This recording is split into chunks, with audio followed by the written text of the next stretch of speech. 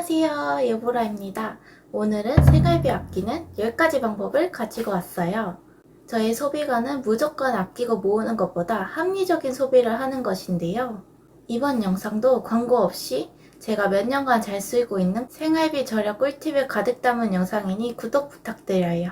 저는 이 방법으로 월 20만원 이상 아꼈습니다. 첫 번째, 식비 아끼기. 저 포함 대부분의 사람들이 생활비에서 식비를 가장 많이 쓸 텐데요. 그래서 식비를 줄이는 게 생활비 줄이는데 핵심 포인트예요. 그래서 제가 식비를 어떻게 아낄까 생각하다가 제가 자취를 한 4년 정도 해보니까 마감 세일을 노리는 게 식비의 절약에 굉장히 많이 도움이 되더라고요. 그래서 제가 마감 세일을 노리는 그런 어플들을 지금 알려드리려고 해요. 바로 라스트 오더와 떠리몰입니다. 라스트 오더는 편의점 마감 할인 어플인데요. 집 주변 편의점의 유통기한 임박 상품들이 할인율을 크게 판매를 하고 있더라고요. 사실 편의점은 비싸다는 인식이 강하잖아요. 1+1 아니면 2+1 이것들을 많이 사고는 있지만 나머지 상품들을 정가 주고 사기엔 아깝고 통신사 할인을 받아도 솔직히 좀 미미한 것 같아가지고 좀 고민을 많이 하게 되는데, 라스트 오더는 편의점을 마감 할인하는 제품들을 정말 저렴하게 살 수 있더라고요. 보통 한 30% 정도, 20% 이렇게 할인을 받아서 살 수 있으니까 다른 통신사 할인을 하는 것보다 라스트 오더를 이용하는 게 훨씬 더 저렴하게 이용하실 수 있습니다. 유통기한은 앞에 고지되어 있기에 쉽게 확인할 수 있어서 편리하고, 대부분 며칠 정도는 여유 있기에 당일에 먹지 않아도 돼서 좋더라고요. 저는 사실 마감 임박 상품이라 해서 유통기한이 오늘까지 먹어야 되는 거 아니야? 하면서 그랬는데 당일에 먹지 않아도 되고 보통 막 일주일 아니면 2주일 이렇게 여유가 있더라고요. 저는 라스트 오더로 샐러드나 계란 아니면 과자 이런 것들을 사 먹었고, 간식거리 같은 것들이 좀 할인하고 있어서 꽤 자주 사 먹었던 것 같아요. 그리고 떠리몰이라는 어플도 B급 상품, 유통기한 임박 상품을 팔고 있는데요. 이 어플도 굉장히 유용하더라고요. 기름, 주스, 아니면 닭가슴살 이런 것들이 팔고 있어서 되게 넓게 사용하기가 좋았어요. 이렇게 마감 세일을 하는 경우는 보통의 일반적인 세일보다도 훨씬 더 할인폭이 높아서 식비를 절약하는 데 굉장히 좋았습니다. 그리고 오프라인으로는 마트 마감 세일을 이용하는 게 참 좋더라고요. 저는 원래 마트는 그냥 낮 시간대에 많이 갔었는데 마감 세일을 알고 나서 늦은 저녁 시간에 많이 이용을 하고 있어요. 저는 한 저녁 8시쯤에 가면 그때 마감 할인을 굉장히 많이 하고 있더라고요. 그때 가면 한 30% 정도 아니면 40%, 50%까지도 저렴하게 판매를 하고 있었어요. 할인 항목은 과일, 채소, 고기, 생선 등 엄청 많이 있고, 즉석식품이나 유제품 등등 많은 품목에서 꽤 크게 할인을 하기에 마감 할인을 이용하는 것이 굉장히 좋다고 생각을 했어요. 그래서 마트는 낮 시간보다는 저녁 시간에 많이 이용을 하면서 식비를 절약하고 있습니다. 이렇게 어플은 떠리몰, 라스트 오더 기억해 주시고, 그리고 마트는 저녁 할인 시간에 많이 방문을 해서 마감 할인을 노려보시면 식비의 절약이 굉장히 많이 되실 거예요. 그리고 두 번째, 최저가 구매하기. 혹시 본인이 구매하자마자 할인이 바로 들어가는 상품을 본 적이 있으신가요? 5,000원에 구매를 했는데 바로 다음날 보니 3,500원에 팔고 있고, 이러면 정말 너무 허무하고 괜한 낭비를 한 것 같고 그런 기분이 들잖아요. 특히 저희가 자주 이용하는 쿠팡은 가격 변동이 거의 매일 정말 자주 있다고 하더라고요. 그래서 이 쿠팡을 좀 더 저렴하게 살 수 있지 않을까 알아보다가 폴센트라는 어플을 알게 되었어요. 폴센트는 관심상품 최저가 알림이 어플인데요. 폴센트라는 어플을 활용하면 똑똑한 소비를 할 수 있더라고요. 쿠팡에서 원하는 상품을 담으면 가격 변동이 될 때마다 알려줘서 최저가로 살 수 있게끔 해주는 어플이에요. 그 상품의 최고가는 얼마, 최저가는 얼마라고 써 있어서 현재 가격과 비교하며 살 수 있습니다. 쿠팡 자주 이용하신 분들에게 굉장히 좋은 어플이더라고요. 그리고 옷을 저렴하게 사기 위해서 샵 스캐너라는 어플을 사용하고 있는데요. 원래 멜리즈라는 이름을 가지고 있었는데 최근에 상호명이 변경이 된 것 같더라고요. 그래서 이 어플은 원하는 패션 상품을 검색하면 최저가로 판매하는 것을 알려줄 뿐만 아니라 집에 놓으면 가격 변동이 될 때마다 알림이 왔어요. 옷, 가방, 신발 등 패션 상품을 최저가로 구매할 수 있는 꿀 어플이에요. 그리고 검색 방법도 굉장히 간단한데요. 상품명뿐만 아니라 URL이나 사진으로도 검색을 할 수 있답니다. 비싼 백화점 브랜드들은 할인을 잘 안 하는데 멜리즈로 관심상품 찜을 해놓으면 이렇게 알림이 최저가일 때 알림이 오니까 정말 저렴하게 사기가 더 좋았어요. 그래서 백화점에서 봤던 가격보다 5만원 이상 절약할 때도 있었고, 백화점에서 좀 마음에 드는 도 있으면 그 상품명을 기억했다가 멜리즈에서 이렇게 찜을 해놓으면서 좀 더 저렴하게 살 수 있도록 하고 있습니다. 현재는 할인을 안 하더라도 찜을 해놓으면 가격이 떨어질 때마다 알림이 오니까 정말 저렴하게 사기가 좋더라고요. 세 번째, 알뜰폰 사용. 저는 알뜰폰을 쓴 지가 벌써 3년이 넘어갔는데요. 정말 오래 썼죠? 원래 3사 통신사를 그전까지 계속 이용을 하다가 통신 요금도 너무 부담이 되고 제가 할인 혜택을 거의 받는 게 없더라고요. 그래서 알뜰폰으로 옮기면서 이제 사용을 하고 있는데 통화 품질은 정말 똑같고 불편한 점도 없고 근데 가격은 한 월 5만원 이상이 절약이 되는 거예요. 그래가지고 그 뒤로부터 계속 핸드폰을 자급제로 사거나 해서 알뜰폰 요금제를 쓰고 있습니다. 저는 알뜰폰은 한 6개월에서 12개월마다 통신사를 바꾸면서 사용을 하고 있는데요.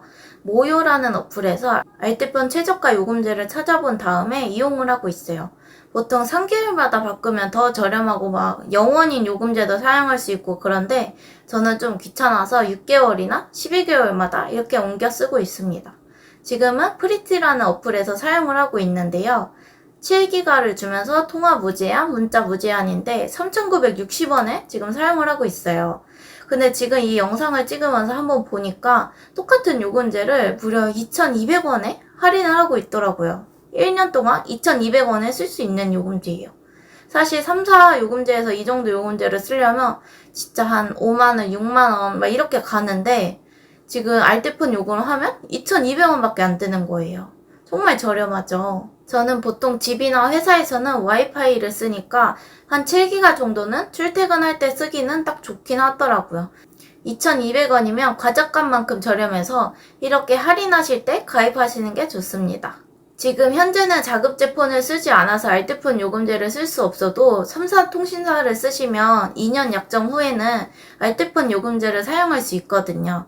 그래서 2년째 되는 날에 딱 알뜰폰으로 바꿀 수 있도록 날짜 체크를 잘 하시면서 나서 알뜰폰으로 바로 갈아타시는 것을 추천드릴게요.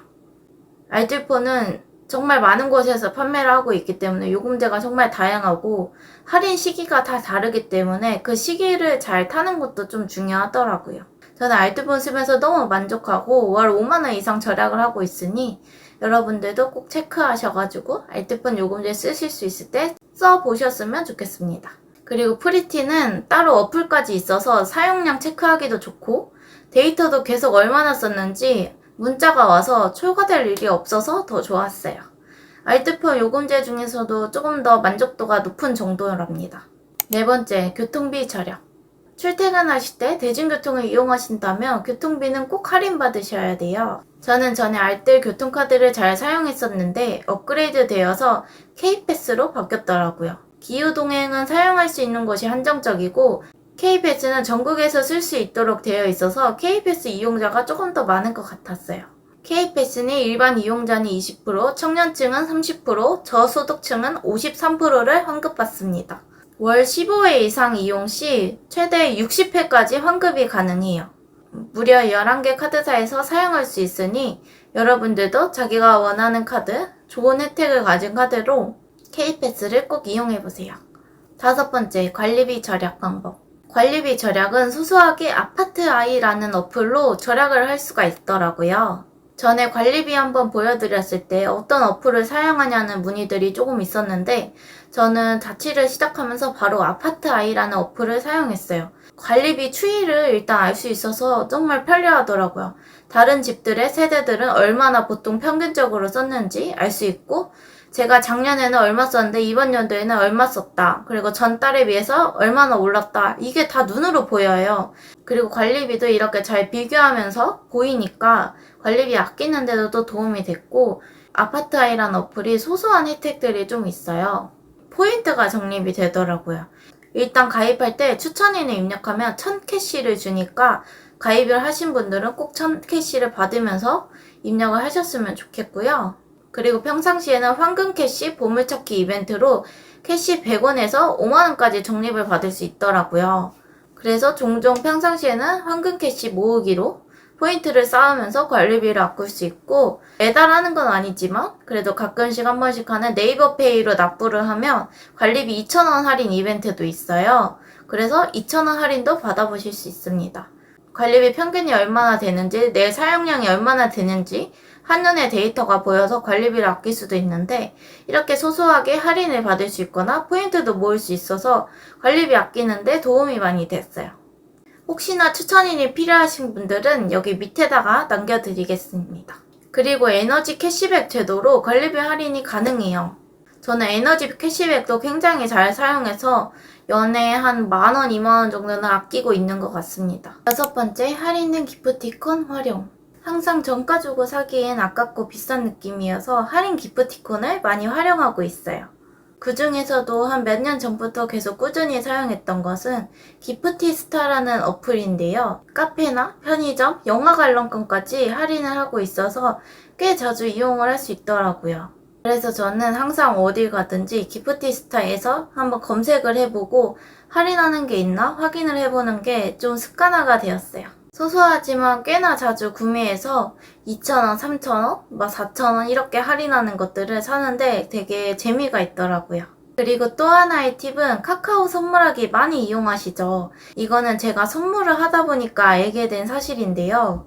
카톡 선물하기에서도 기프티콘을 저렴하게 구매할 수 있습니다. 할인 이벤트를 하는 시기는 때에 따라 다르지만 검색창에 할인 치킨, 할인 케이크, 할인 카페 등을 검색하면 할인하는 상품들이 나옵니다. 이 상품들은 20%, 10% 이렇게 똑같은 상품인데 할인 구매를 할 수 있더라고요. 할인하는 품목이 있으면 가장 상단에 뜨더라고요. 완전 꿀정보죠. 기프티콘은 다른 제품으로도 교환해서 가능하니 꼭 할인하는 상품으로 구매해서 이용해보세요. 이거는 친구에게 선물할 때도 굉장히 유용하답니다. 7번째, 평일 저녁 식비 정하기. 직장인에게 가장 고민인 건 저녁에 뭐 먹을지 정하는 거 아니겠어요? 실제적으로 집에서 해먹는 게 식비 절약에 가장 도움이 많이 되지만 직장인에게 매일매일 요리를 하면서 먹는 게 저에게는 좀 힘들고 실질적으로 계속 지속을 할 수는 없더라고요. 특히 자취생들은 요리를 하겠다고 식재료를 사놨다가 이게 양이 많고 혼자 살다 보니까 못 먹고 상해서 버리는 경우가 또 많더라고요.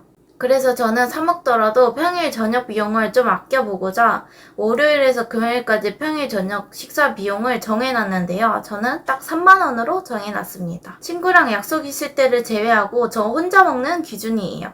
이렇게 평일 저녁 식사 비용을 정해놓지 않으면 퇴근하고 갔다 와서 배달 음식을 먹으면서 폭식을 하는 경향이 있더라고요.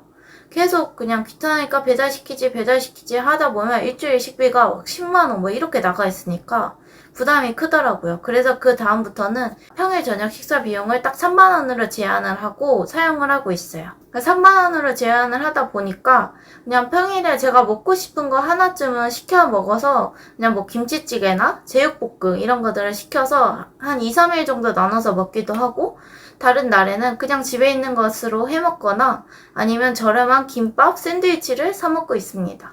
이렇게 식비를 정해놓고 식비를 의식하면서 쓰는 것이 아끼는데 도움이 되더라고요. 8번째, 배달료 줄이기. 저는 배달료만큼 아까운 게 없는 것 같아요, 사실. 특히 혼자 사니까 배달을 시키려면 최소 주문 금액도 맞춰야 되지 배달료까지 내야 된단 말이죠. 요즘에는 배달료 무료 이벤트를 해서 배달을 좀 많이 시켜 먹고 있긴 한데 무료 이벤트가 아닐 때는 사실 계속 포장해 와서 테이크아웃해서 먹고 있었습니다. 포장은 최소 배달 금액을 채울 필요도 없고 배달료도 빵원이니 이용을 안 할 이유가 없더라고요. 그래서 저는 대부분은 포장을 해서 먹고 있어요. 그리고 배달을 시키더라도 배달료는 무조건 3,000원 이하로만 먹고 있습니다. 3,000원 이상은 약간 사치인 느낌이어가지고 먹지 않고 있어요. 9번째, 택시 안 타기. 요즘 택시 기본요금이 4,800원인데 버스 기본요금은 1,450원. 무려 3배 이상의 차이가 나는 거예요. 심지어 위에서 설명드렸던 K패스를 이용해서 대중교통을 할인받으시면 요금이 4배 이상 차이가 나게 됩니다.